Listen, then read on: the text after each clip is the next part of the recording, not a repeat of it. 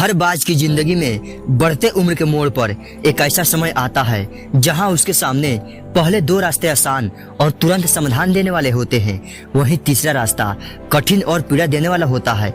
लेकिन बाज पीड़ा चुनता है और यहीं से शुरू होता है बाज का पुनर्जन्म। हमारे जिंदगी में कई ऐसे मौके आते हैं जब हमें परेशानियों का सामना करना पड़ता है।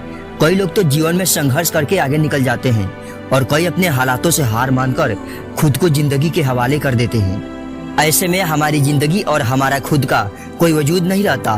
दुनिया उसी को सलाम करती है जो अपनी कहानी खुद लिखते हैं। सिर्फ इंसान ही नहीं, कुदरत में हर प्राणी के साथ ऐसा होता है। तो आइए जानते हैं बाज के जीवन से जुड़ी आश्चर्यजनक किंतु एक ऐसा सत्य जो हम सबको कठिन से कठिन परिस्थिति को भी फेस करने की साहस देगा।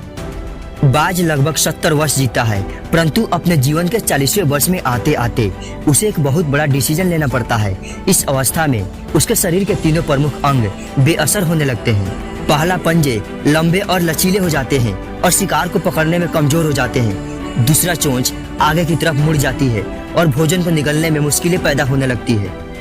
तीसरा, पंख भारी हो जाते हैं और सीने से चिपकने के कारण पूरे खुल नहीं पाते हैं और उड़ाने सीमित कर देते हैं। भोजन ढूंढना, भोजन पकड़ना और भोजन खाना, तीनों प्रक्रियाएं अपनी धार खोने लगती है।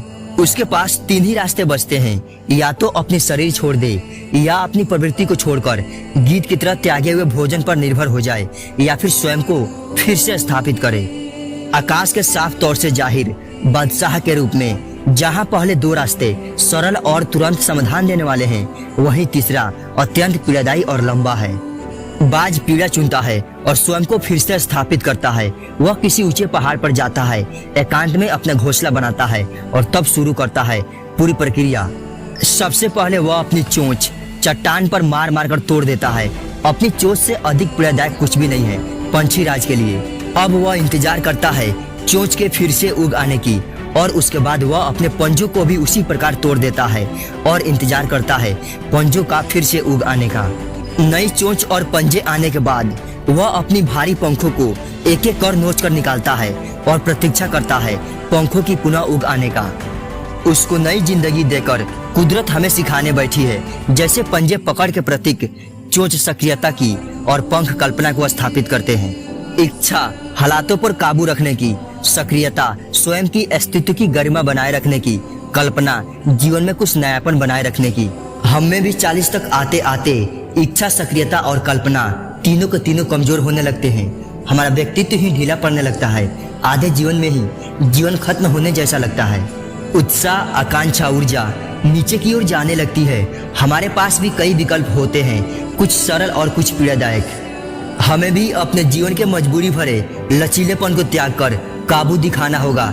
बाज की पंजों की तरह हमें भी आलस पैदा करने वाली वक्र मानसिकता को त्याग कर ऊर्जा से भरी सक्रियता दिखानी होगी। बाज की चोंच की तरह हमें भी भूतकाल में जकड़े अस्तित्व के भारीपन को त्याग कर कल्पना की आजाद उड़ाने भरनी होगी। बाज की पंखों की तरह 150 दिन ना सही, एक मंथ ही बिताया जाए स्वयं को दोबारा स्थापित करने में। जो शरीर और मन से चिपका हुआ है उसे तोड़ने और नोचने में पीड़ा तो होगी ही। बाज तब उड़ाने भरने को तैयार होंगे। इस बार उड़ाने और ऊंची होगी, अनुभवी होगी और अनंत की ओर जाएगी। जीत तक जंग जारी रहेगी।